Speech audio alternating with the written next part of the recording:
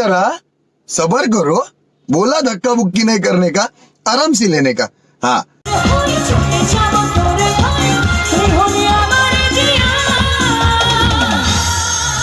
ও মধু তো গাইবো, I love you tell you তো সবই হলো, কিন্তু একটা খুব বিষাক্ত প্রশ্ন মাথায় এসেছে, এবং প্রশ্নটা এসেছে হচ্ছে আমার অবিবাহিত বন্ধুদের জন্য। কারা বিয়ে করুন, একটু হাতটা তোলো তো।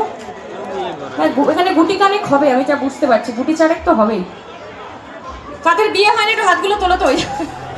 প্লিজ একটু সামনে এসো, একটু সামনে এসো না।